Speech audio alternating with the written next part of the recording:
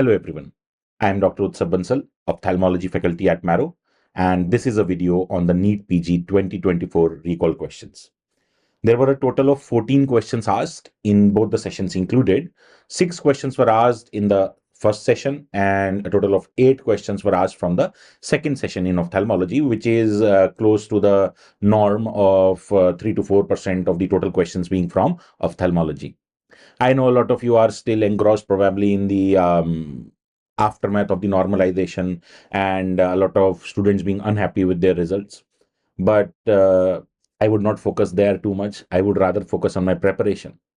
Now, secondly, a lot of questions, a lot of queries are being sent by students to us on these recall videos so that the PYQs are not getting asked. So please understand that you are not watching this recall video or such recall videos of the past 5 years at least to have the same PYQ. No, not at all. That's not our goal. What we want to understand is the current topics that are being asked. This is usually seen that the topics which are being asked, they will continue for 2 to 3 years, and then gradually the change comes in the topics. The topics which were commonly asked in 2010 or 2011, they are no more being asked, right? So we are doing recall to understand the kind of questions that are being asked, the way the questions are being formed, and how we need to study and which topics we need to focus more on, right? Each day, every day, we are progressing. That's our goal, whichever way, whether it be a recall video or a question bank or our notes. Let's start, everybody. Thinking about the answers in this session of Soch. That's what I think about reading, that whenever I'm studying something, I'm thinking what is my goal. And my goal is pretty simple, to move forward each day. Baby steps will lead me to my goal, right? Now, what was the distribution of the questions in the session one? As I said, there were a total of 6 questions which were asked. Out of those 6 questions, as you can see, an even distribution was there, as usual in NEET-PG. NEET-PG very seldom will get you questions from one topic, right? Or a skewed distribution. It will be a normal distribution. So as you can see, 6 questions were there. All 6 were image-based. All 6 questions were image-based. But don't worry. Don't worry about the images. As you will realize as we discuss that in all these 6 questions, or probably I can say 4 of the 6 questions, you could have answered the question even without the image. The image was just an accessory, right? This is all based on recall. Obviously, we can never be sure 100% of what the exact language was of the question, but based on recall, this is what we know, right? One question was from cornea, one from eyelids, one from retina, one from neuroophthalm, one from squint, and one from lens. As we have discussed, that these are the important topics. Retina is important, neuroophthalm is important, squint is important, lens is important. All these are important topics that were asked. Okay. Now, let's start the first question, which was asked in session one. The first question read something like that. A 20-year-old presented with gradual loss of vision at night. Now, when I was reading the question, as soon as I know that there is loss of vision at night, that means what am I talking about in the question? I am talking about nyctalopia. Yes. So my answer then only, if I read the option, becomes pretty clear. But still, let me read further. And the fundus image is shown. What is the diagnosis? Now, in the fundus image, what can you see? In the fundus image, if we focus, we can see in the periphery of the fundus pigmentation. What kind of pigmentation, guys? Yes, the famous bony spicule pigmentation. Yes. So nyctalopia with bony spicule pigmentation. I don't think that the question anybody could have gotten wrong if they had ever studied the disease called as retinitis pigmentosa. Yes. So what do we know about retinitis pigmentosa? We know about retinitis pigmentosa that this is the most common hereditary fundus dystrophy. Yes. And as I've always said, because it is the most common, obviously questions are going to be asked on it. Then, as I say, everything can be remembered through the letter R. It is autosomal recessive, AR. It is which dystrophy? Rod dystrophy. Because it is rod dystrophy, it presents to you with nyctalopia or night blindness, and which with loss of vision? Peripheral loss of vision. Yes, so all this we know. But what about the other options? The other options, let's see option B. What is retinitis punctata albicans? Retinitis punctata albicans. This is a variant of retinitis pigmentosa. So, sir, why was this not the answer? It was not the answer because usually in this, the onset is at birth. Number two, focus on the name. Punctata albicans. Puncta. Puncta means what kind of lesion? Dot-like lesion. And albicans means what kind of lesion? White lesion. So the name itself is telling you it is retinitis pigmentosa, yes, but there will be puncta albicans. Albicans means white and puncta means dot. So there will be dot-like white lesions which were not visible in the photograph. And also the age given in the question was 20 years, whereas RP retinitis punctata albicans or RPA is onset at birth. Okay. So obviously it was not the answer. Also, please remember almost always the questions will have easier answers. Whenever you find a difficult looking option, that will usually be a confounding option. Okay. That is given to separate out the average from the above average and the below average students. And below average student who has not read the topic, below average does not mean that you are bad. It's just that you have not read. Yes. If you have not read it, then you are more likely to choose a fancier option, thinking, oh, the examiner must have asked something fancy. Yes. Whereas if you have read the topic, you are more likely to trust your knowledge and more likely to go with the easier option. That is what I did. And that is what I think everybody should do. And that is what you will see everywhere. Yes. Let's read the other option. Retinal hemorrhage. Obviously, there are no hemorrhages visible on the photograph. Hemorrhages do not lead to nyctalopia. Hemorrhages can be seen in lots of diseases like diabetic retinopathy or hypertensive retinopathy, but they have nothing to do with nyctalopia. Then what is fundus flavimaculatus? Fundus flavimaculatus is a variant of Stargardt's disease. Now, what is Stargardt's disease? Stargardt's disease is a cone dystrophy.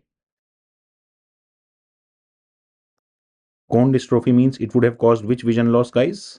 It would have caused central loss of vision. Yes. So obviously this does not fit into my question.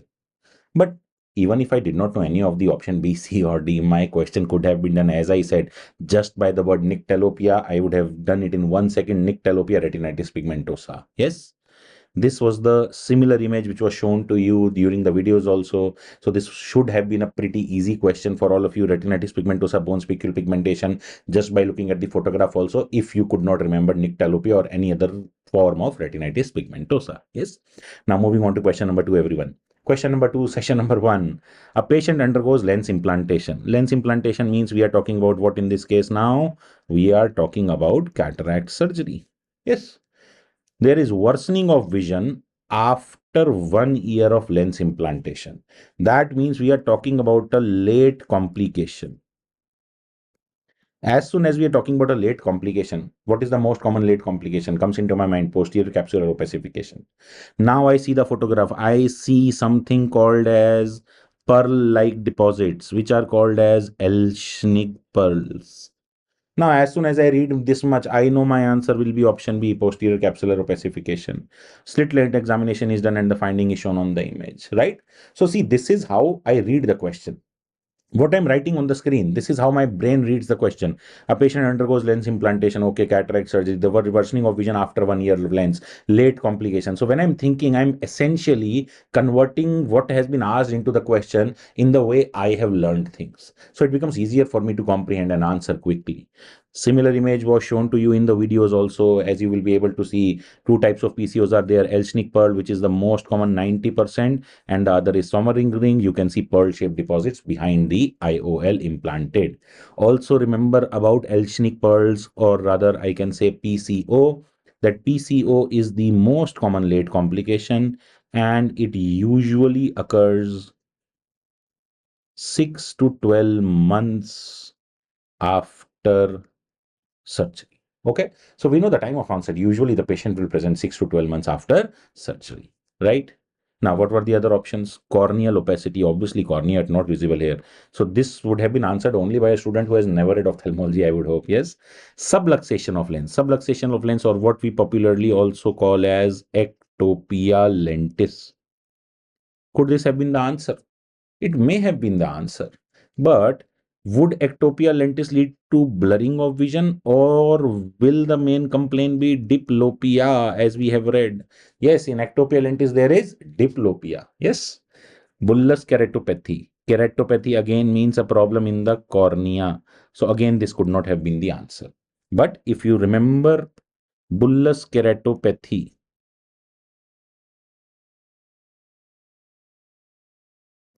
plus cystoid macular edema plus vitreous strand touching the cornea,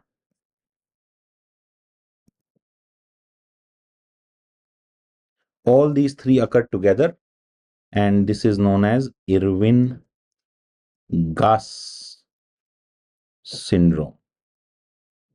Okay. Usually seen 6 to 10 weeks after surgery. All right. Now, so this is question number 2, and I hope the answer is pretty clear. It was also a clear-cut question. You could have just read the question and answered it, or maybe you could have seen the photograph also, which was pretty clear as Elschnig pearls. Moving on to the third question, which was asked. Third question was also a direct question. I would say direct. Why am I saying direct? Because it was also taught to you in the same manner it was asked. Let us see the question. A patient undergoes Wirtz 4-dot test. So we understand that the question is on a topic called as squint, Wirtz 4-dot test. The results are as shown in the image. Identify the condition. All right. So this was the result given to you, and they had asked you the answer. All you need to remember was red over which eye, right eye, and green over which eye, left eye. If you remembered this much, or it is rather visible in this photograph also, that red glass has been worn over right eye and green worn over left eye. Now the patient can only see which color? The patient can only see green color. If the patient can only see green color, that means the left eye is functional. But which is not functional? Right eye. That means the answer is right eye suppression. Okay, this is the same thing that was taught to you. There are 4 possible results.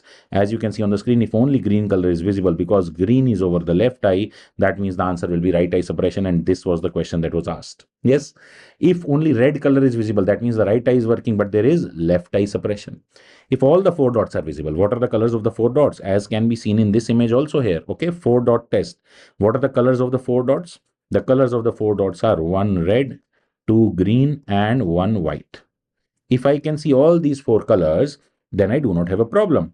Why I do not have a problem? That means I have binocular single vision or my normal vision. Yes. But if more than 4 dots are visible, more than 4 dot means from the left eye 3 green are visible and from the right eye 2 red are visible. That means left eye is seeing what it needs to see, right eye is seeing what it needs to see, but what is not occurring, everybody? Fusion. That means diplopia still remains, or there is non-harmonious abnormal retinal correspondence. So if we remember, Wirtz 4-dot test is used to differentiate between 3 conditions. What are the 3 conditions? Number 1, binocular single vision. Number 2, anomalous retinal correspondence. And number 3, suppression. All right, everybody. Yes. And this is what we had done, a direct question. If you have ever read Squint, it was a pretty easy question. All the questions were easy, but these were like very easy questions. Question number 4. So the fourth question was, an 11-year-old presented with growth in the eye. What is the diagnosis? So basically it was simple, a direct image based question, right? So now what can we see in the image? We can see a growth. What is the location of the growth? Limbus. And we can see it is stretching over to the sclera and also stretching over to the cornea. Yes. What is the second point we can see? Second point we can see is that there is some growth of hair follicles, or we can say cilia in our growth. And the third point we can see is it is dome shaped. Now, with these 3 clues, what can we answer? With these 3 clues, we can say that it can be something which is at the limbus. So if it is at the limbus and I read all the 4 options, the most likely answer which comes out is limbal dermoid. Now, do I know anything about a dermoid? Yes, I know that a dermoid is a growth which is benign, has choriostomatous tissue. What is choriostomatous tissue, guys? Choriostomatous tissue means containing tissue which does not belong at that place. So, do any hair follicles belong on my cornea, limbus, or sclera? No, right? And we know that it is dome shaped. We know that it does not need any biopsy to diagnose. It is just a clinical diagnosis. And we know its most common location is inferotemporal limbus. So these are all the facts that we know about a dermoid. Now, if we compare the photograph to what we know about the dermoid, then the answer is pretty clear. But let us rule out if we didn't know directly. Pyogenic granuloma. Is there any pus visible here? No. So it cannot be a pyogenic granuloma. Myxoma muscle tissue. No, there is no muscle present in the sclera or at the limbus particularly. Lastly, the only confusing option which could have been was pingecula. See, in option D, two options have been written, query papilloma and query pingecula, because based on the recall, some people, students have said that papilloma was an option, whereas some other students have said that pingecula was an option. So, I think pingecula would have made more sense being a condition of the conjunctiva. So, what is a pingecula? If we don't know, then we are writing pingecula is a degenerative conjunctival lesion. Okay, so we know it's also a conjunctival lesion. So this option makes more sense for me. But what kind of degeneration is it? It is a fatty degeneration. Now, because it is a fatty degeneration, you will notice yellowish deposits. Okay, now there will be yellowish deposits on conjunctiva. I know, but it will not be a growth. You will not see a tumor, you will not see a growth. It will be almost flattish, slightly elevated, but almost flat, mild elevation. Okay, almost like a bump in a road. So over the conjunctiva, which normally should be smooth, you will see a bump in the road, yellowish kind of a lesion, a kind of an irregular speed breaker. Yes, that is what a pingecula is. So if we see the photograph, it is very far away from pingecula, along with obviously the hair follicles. For me, when I look at this photograph, hair follicles, these were the main giveaway. That if hair follicles are seen, it is a choriostomatous tissue. It has to be a dermoid tissue, right, guys? Now, moving on to the next question. Question number 5 asked in session number 1. I'm not very sure of the image, but this again is a recall as has been told to us by the students. Identify the perimetry reading. So they have basically asked you to identify the visual field effect. Perimetry is used for visual field examination. I hope we know this. We are aware that whenever we get visual fields, we get usually two visual fields, left side and right side, and the visual field printout is always for ourselves. So the left is on the left side and the right is on the right side. Okay, now what can we say here? What abnormality? If this was the photograph, I will concede that it was a slightly difficult photograph. What do we know? We know that the central point, this is the point of fixation. So this is your fovea. Now, apart from that, whatever area vision is lost, we usually, if we are drawing a diagram, we would have drawn a diagram where a black color would have been drawn like this. Yes. So now, if we see this diagram, this area has been blackened out. If this area is blackened out, we know that this is the physiological blind spot.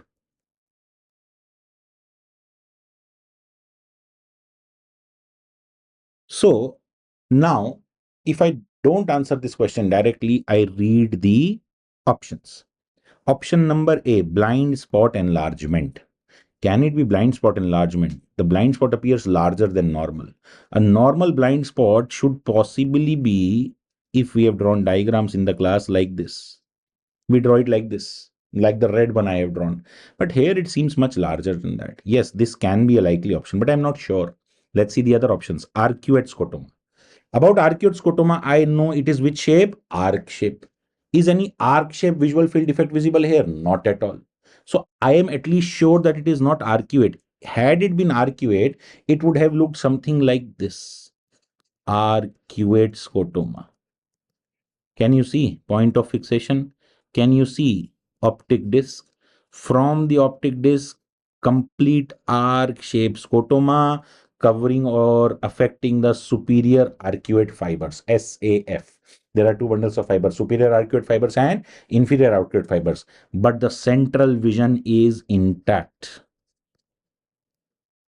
Yes, I hope you can see this. So this would have been arcuate scotoma. Okay.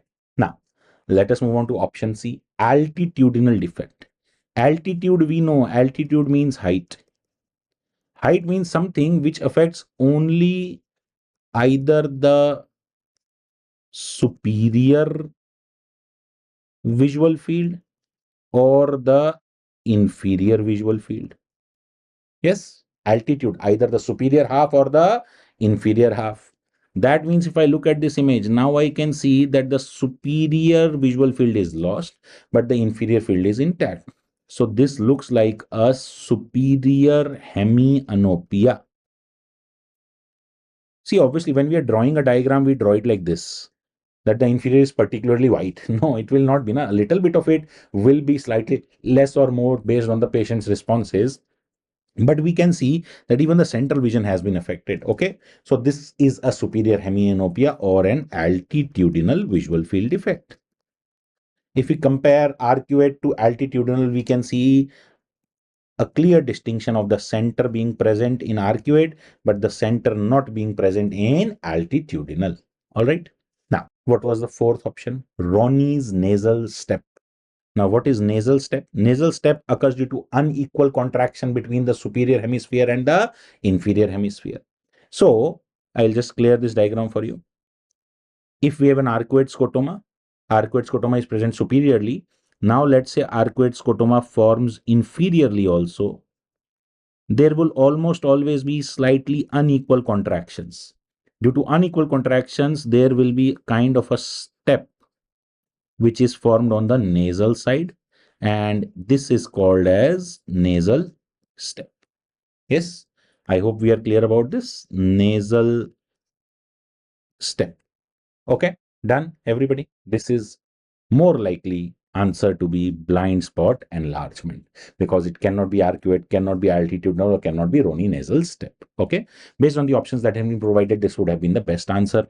Now, enlargement of blind spot is seen in which disease? It is seen in, obviously all of us know that, papilledema. Papilledema means swelling of the optic disc due to raised intracranial pressure, or it can be seen in congenital optic nerve lesions also. In a lot of congenital optic nerve lesions, we again find that they present with enlargement of blind spot. All right, everybody, done? Now, next question was again a direct question. So out of the 6 questions, we are on the 6th question. Only one question was slightly twisted in the form of the enlargement of blind spot image. All the other 5 questions were absolutely direct. The muscle responsible for ptosis in Horner syndrome. Now, if you have ever read Horner syndrome, especially if you have ever read Horner syndrome in ophthalmology, I have always emphasized on this point. As you can see, I have even highlighted it in my lectures, that ptosis is due to palsy of Mueller's muscle. I always explain, and I'm explaining it again to you, that the common sense answer that usually give is levator palpebrae superioris. But levator palpebrae superioris is supplied by third cranial nerve, which is parasympathetic. But Horner's syndrome is also known as oculosympathetic palsy. So in Horner syndrome, which nerves are getting paralyzed? Sympathetic nerves. But LPS is supplied by parasympathetic nerve. So can LPS get ever palsied in Horner syndrome? No. And that is why the answer comes out to be Mueller's muscle. So if you have ever watched these videos or read the notes, you already know that Horner syndrome is oculosympathetic palsy. And in sympathetic palsy, which muscle will cause ptosis, everyone? Mueller's muscle, not levator palpebrae superioris. So I hope that was the only wrong answer that you could have done if you did not know this. And I hope now you know this pretty clearly. So the answer will be Mueller's muscle and not levator palpebrae superioris. What about the other muscle, orbicularis oculi muscle? Orbicularis oculi muscle is supplied by the seventh cranial nerve, and its function is yes, closure of eyelids. Its function is closure of the eyelids. So paralysis leads to lag of thalamus. This question or a similar question, lag of thalamus caused by leprosy. Leprosy can damage seventh cranial nerve as well as fifth cranial nerve. This was asked in the previous NEET-PG. So that means they have been asking you questions on muscles of the eyelids. Yes, here it was also question actually on the muscle of the eyelid, that is Muller's muscle, but in the form of Horner's syndrome. So these are the three muscles in the eyelid: Muller's, levator palpebrae superioris, and orbicularis oculi. And option D, Horner's muscle. I have never heard of a muscle called as Horner's muscle. So this was a fake option altogether. If it was an option, it was a fake option. And that's all about your 6 questions of session 1. Now we start with the discussion of session 2 questions. Session 2. As I said, session 2 had how many questions, guys? 8 questions. 6 and 8, I know it should have been 7, 7. It should have been more equal, yes, but 6 and 8, I don't think that it matters too much. All the 8 were again easy questions, as you would have seen, just like session 1. Let us see what was the distribution. Now, for the 8 questions, you could see that 2 questions were from cornea and sclera, or as I like to call, the outermost layer or the outer surface, but one of them was image based, so that means one was simple theory question. Lens again had one question, glaucoma had a question, conjunctiva had a question, and uvea had a question. So you see that if we include both the sessions, out of the 14 questions, almost each and every topic out of ophthalmology was covered.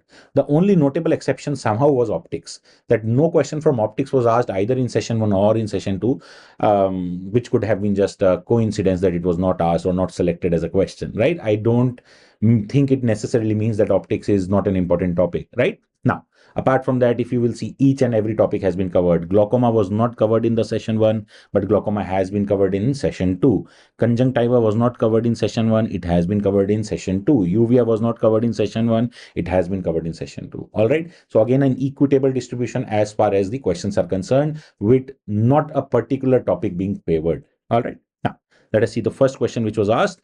It was a pretty easy question. Again, it was a question which could have been solved just on the question theory. You need not have seen the image at all. Let us see how.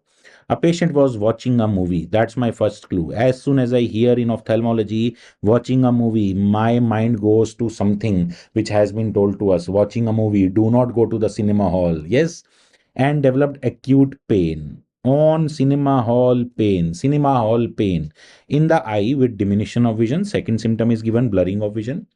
On examination, shallow anterior chamber. Now, what else do you need? You have been given so much. You have been given pain as a symptom. You have been given loss of vision or blurring of vision. You have been given shallow anterior chamber. And you have been asked not to visit a cinema hall, or you have visited a cinema hall, and that is when you have suffered from all this.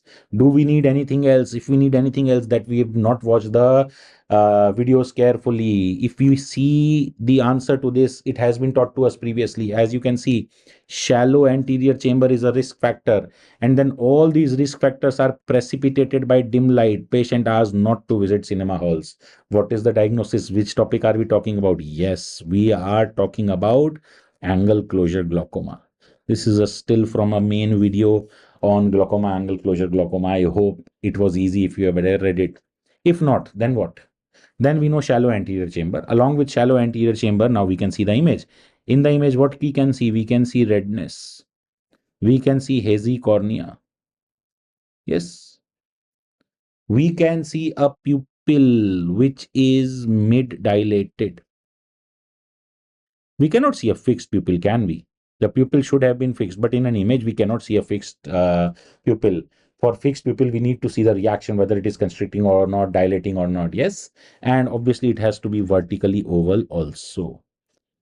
So we can see a mid-dilated pupil. We can see a hazy cornea, redness, complaints of pain, loss of vision.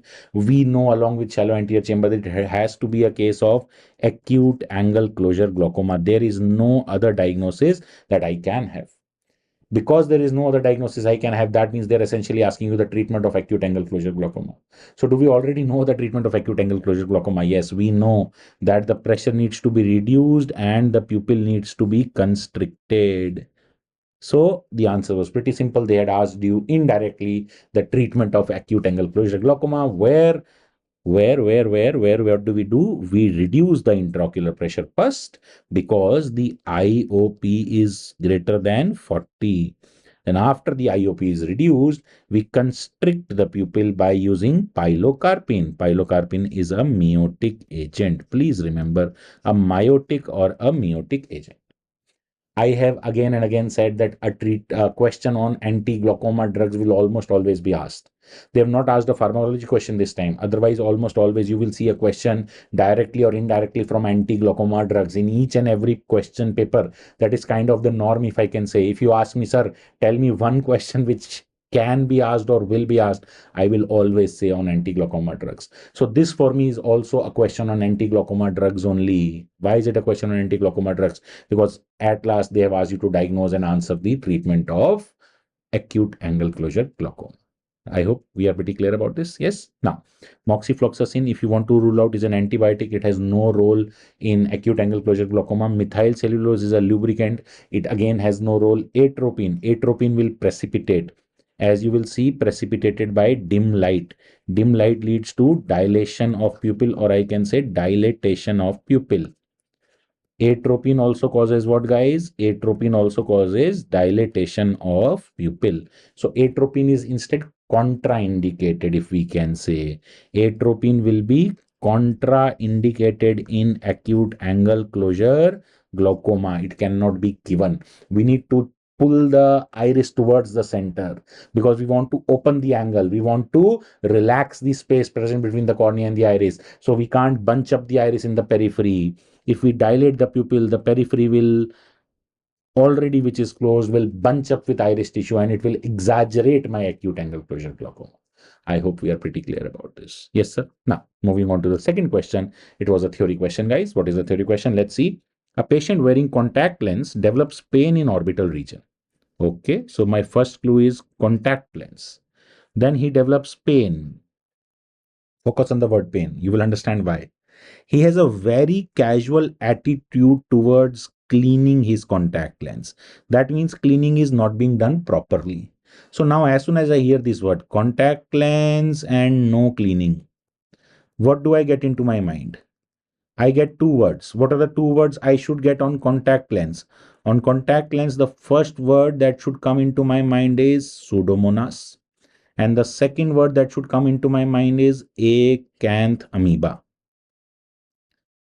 But if I say contact lens and no cleaning, then it means only one word. What is that one word? Acanthamoeba. Pseudomonas is only contact lens, but contact lens with dirty water.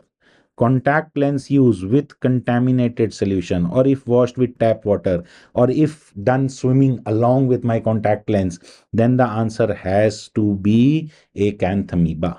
Now, even if I didn't remember this, I just needed to remember contact lens has two organisms which can cause corneal ulcer, Pseudomonas and acanthamoeba. Pseudomonas was not present in the option, so the answer had to be acanthamoeba.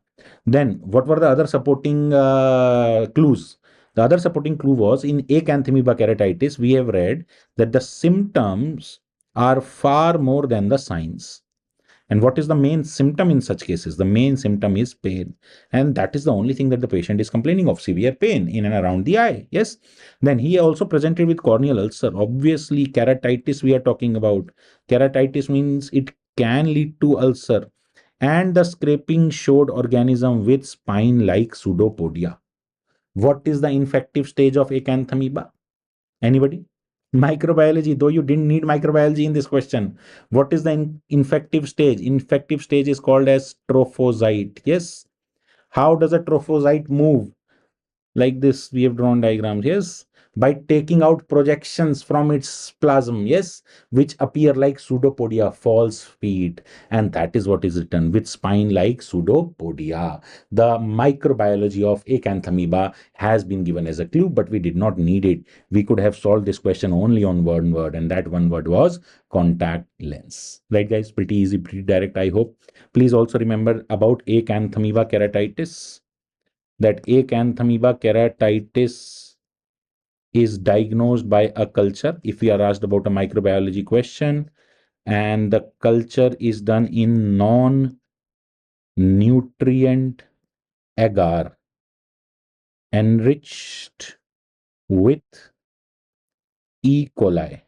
Why do we have to enrich it with E. coli? Because we are talking about a parasite here. A parasite needs a host to grow.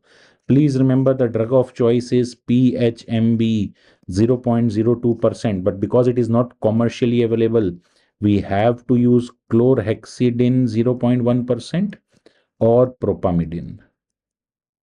Yes. Apart from what has already been told to you about acanthamoeba just now, these are the other questions which can be asked or which are asked in your examination. Right, guys? Direct question again. Moving on to question number 3. Couldn't it have been an easier question? Direct image-based question. Identify the defect shown in the image. All right. Now, this same image or a similar image has been taught to us. If not, then and again, let's see. It's a zoomed photograph. This is a cornea, and the white color is the sclera. Now they had asked you the lesion. Where is the lesion visible? So the lesion I can see is visible at the limbus. What can I see at the limbus? I can see some shallow grooves at the limbus. Can I see some shallow grooves? See, I'm drawing them for you. 1, 2, 3, 4, 5, 6, 7. So some shallow grooves or pits, I can say.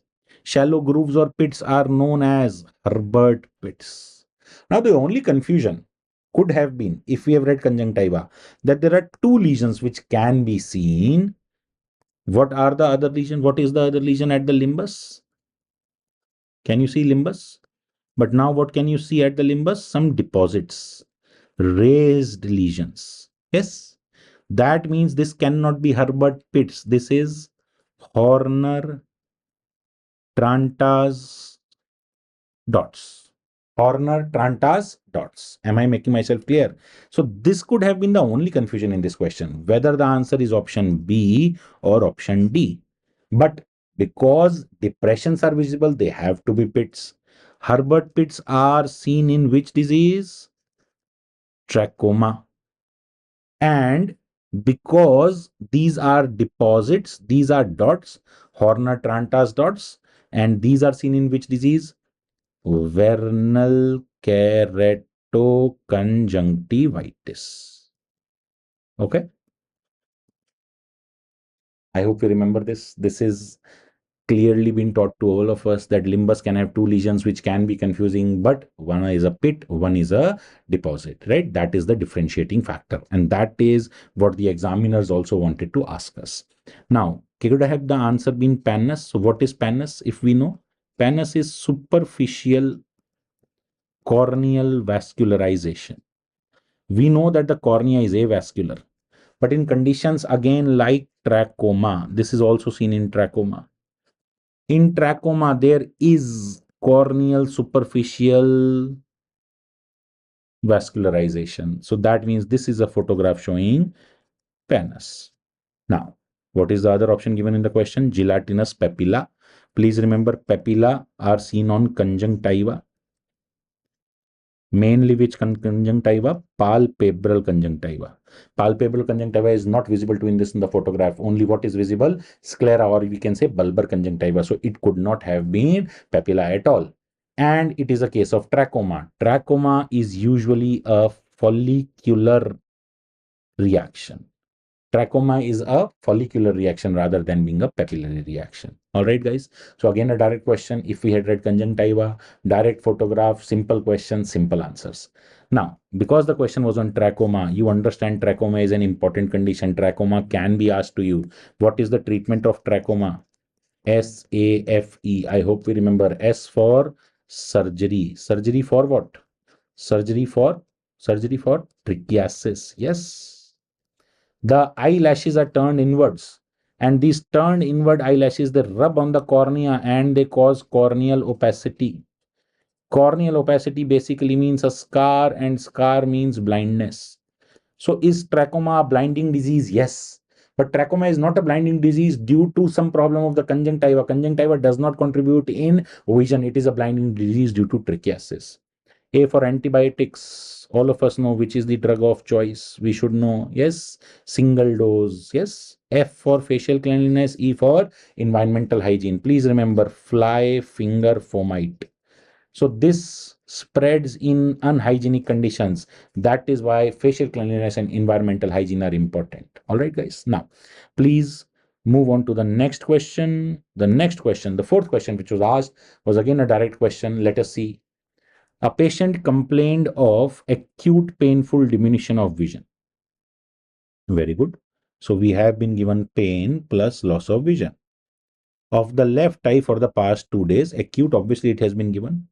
On examination, circumcorneal congestion. Circumcorneal congestion basically means redness with an irregularly shaped pupil as given in the photograph. Now, as soon as you see the photograph, the diagnosis becomes a 1 second job.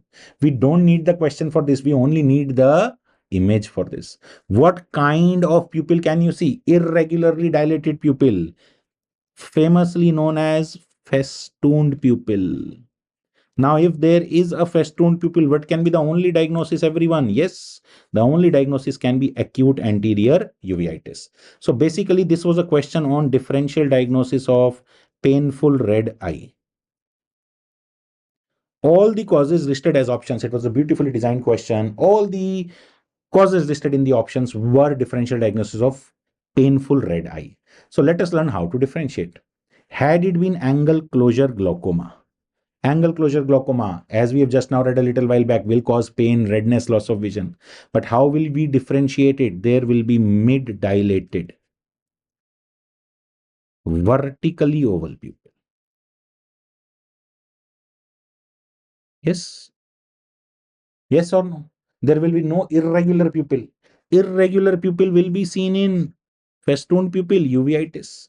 That is how you will differentiate. If you are an intern in your emergency department, if you get a patient of acute red painful eye, the first thing you pick up is a torch and you see the pupil. If the pupil is irregularly dilated, it has to be uveitis. But if the pupil is mid dilated, fixed, and vertically oval, it will be acute angle closure glaucoma or angle closure glaucoma. What about acute conjunctivitis? In acute conjunctivitis, there is never loss of vision or blurring of vision. There will be acute painful eye, but there will be no loss of vision. But the patient has complained of loss of vision. On measurement, the vision has been 6/60. What about the fourth option, episcleritis? Again, episcleritis has nothing to do with loss of vision. There will again be no loss of vision. Also, pupil will be absolutely normal. So in option C and option D, in both the conditions, there will be no loss of vision and the pupil will be absolutely normal. So based on the fact that the pupillary image was given, based on the fact that there was loss of vision, C and D have been ruled out. Now the confusion should have been or could have been between A and B only.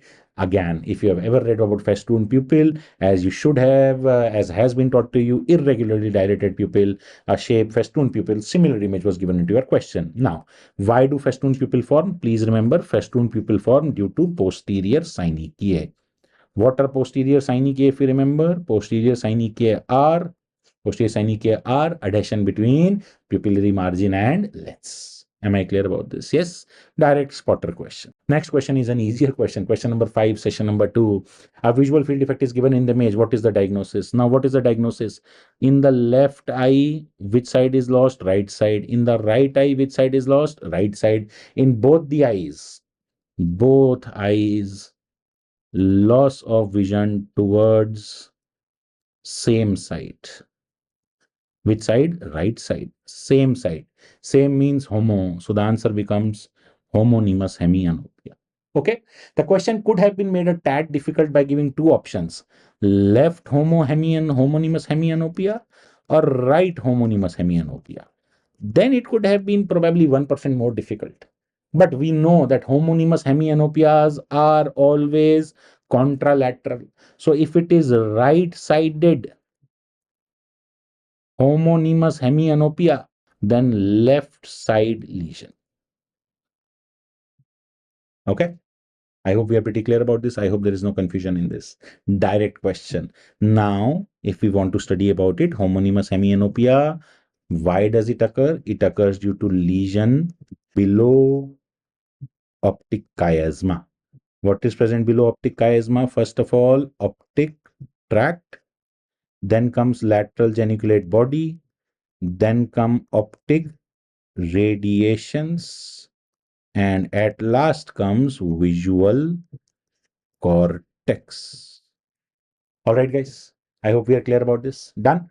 Let's move on to the next question. Let's see the image that had been taught to you, or recall image you can say, or pointed to the main videos that the same thing has been taught to you. Right side in both the eyes, homonymous hemianopia. All right. Moving on to the next question. This was the only controversial question, so as to say. There are various versions of this question floating around by the students, but this is the most accepted question, I can say. A 26-year-old lady presents with a red nodule over her sclera. Now, you can see the photograph. Photograph was also given. Yes, which resolves with medications. This was the clue for me. Resolves with medications, but is recurrent. Now, I know if there is redness over the sclera, it can be of two causes, scleritis or episcleritis. That means I know it cannot be a pterygium. A pterygium is a triangular growth over the cornea. I know it cannot be a pingecula. Pingecula is just a yellowish deposit. It is never a nodule, and that too a reddish nodule. Yes, it can either be option C or option D.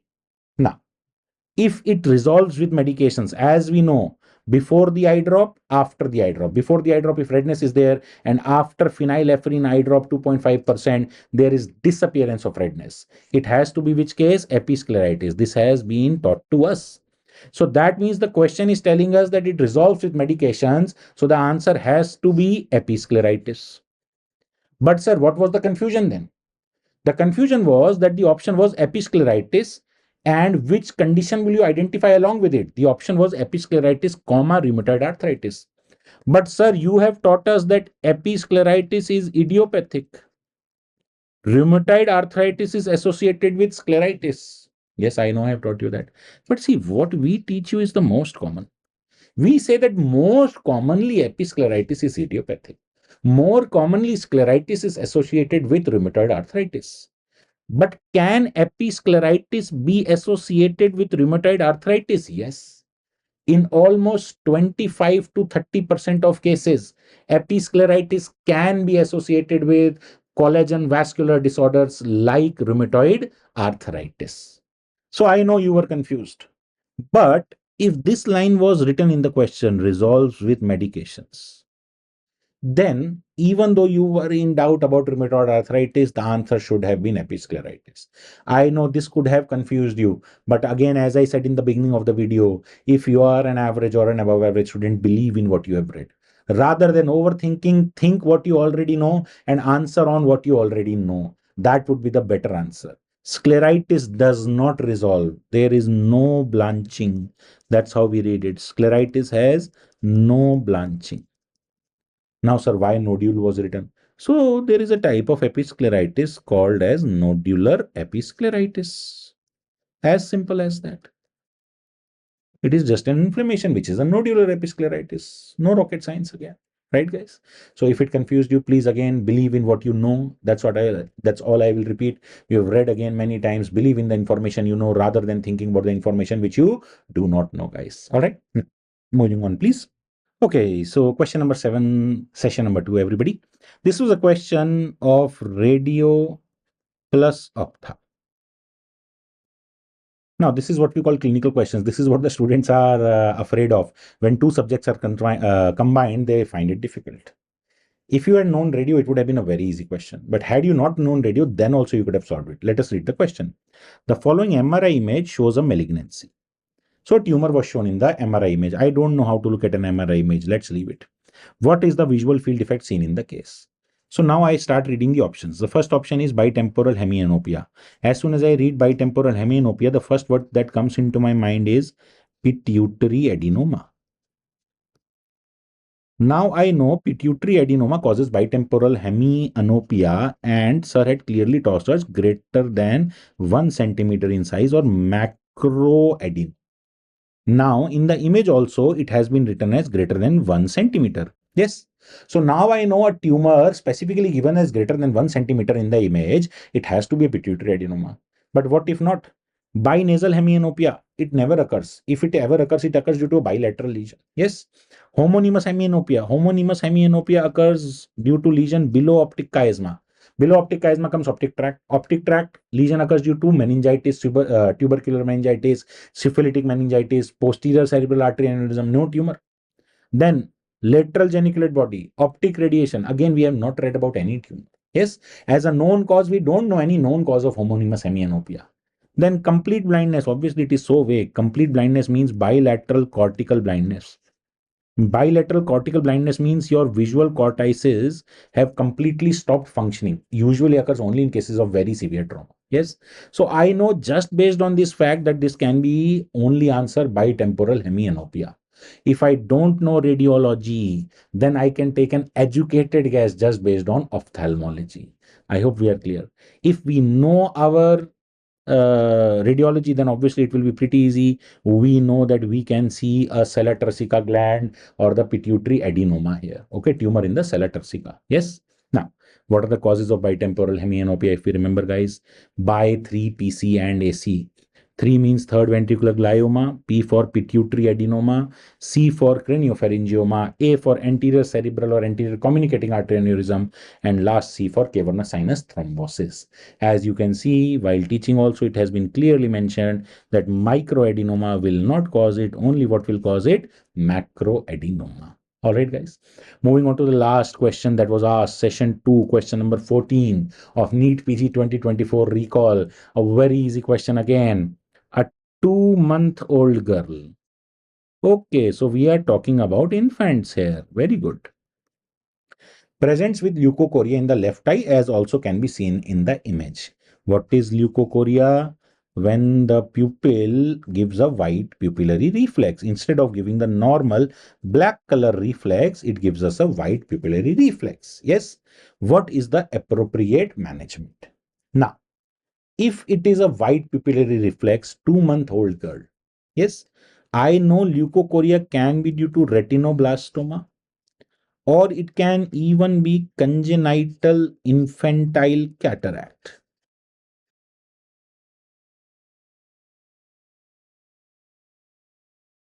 Okay. Now, there is no further information which has been given whether it can be retinoblastoma or whether it can be congenital infantile cataract. So, let me see the options. Basically, they are asking you when to do the surgery.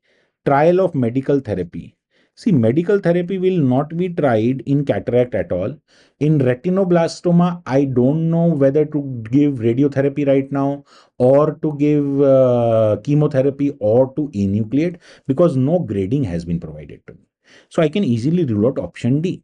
Now I am left with 3 options, option A, B, and C. So now there is no way but to assume for me that it is a case of congenital infantile cataract. The examiner has tried to ask the difference in the timing of surgery between infantile cataract and developmental cataract. Now, if we are aware, if it is a unilateral cataract, then it can lead to sensory deprivation amblyopia. That is why the surgery should be done as soon as possible. That is what has been taught to us about infantile cataract. And that is what I think the answer would have been, that we have to do an immediate surgery. We should not wait, as soon as possible. Okay. But what if, sir, it was a question on retinoblastoma? There is what if. I don't know the answer then. For retinoblastoma consideration, what should have been the answer? I am not aware about it at all. Then probably the recall question that has been given is either incorrect or incomplete to me. Yes. So based on whatever information was visible to us, I would have assumed infantile cataract. Infantile cataract need to be operated immediately, otherwise amblyopia will occur. Had the onset been after 1 year, it would have been a developmental cataract. In developmental cataracts, we can wait till 2 years, 4 years, 5 years of age so that the eye achieves a particular size. I hope we understand that we are talking about cataract surgery here, which is done by which technique? Mainly ECCE. IOL is usually implanted after 2 years. All right. That's all about the recall questions. I hope you have been able to learn something. I hope you have been able to learn that it is not important only to read one question or one topic in ophthalmology. Ophthalmology is a medium sized subject, but a subject which is asked thoroughly commonly. We don't prefer one particular topic, and that's why slightly your job becomes difficult. But if you notice, out of the 14 total questions, had they been asked together, let's say 14, 10 questions could have been solved with eyes closed. 2 questions were where you had to apply your mind a little, and only 2 questions were mildly confusing. When I say mildly confusing, I mean to say that students who have not read properly may have done them wrong. The question on enlargement of blind spot and the last question that we have seen on congenital cataract, right? So that means you had a hit ratio of almost 85 to 90% in ophthalmology. That is how easy a subject ophthalmology can be if we read it. And that is why I always say, please try to read ophthalmology. Please try to ask me if you have any doubts on my Instagram ID, Utsav_Soch. You can ask me anything there. Any doubt, just make sure to clear your doubt. Just make sure to excel in ophthalmology. Please make sure to read your previous 5-year questions, not for the question themselves, but for noting the topics. Keep studying, keep working hard, and this year we will excel. We will achieve our goal. That's the aim, that's the target, and that is what we are going to do. Thank you, everyone.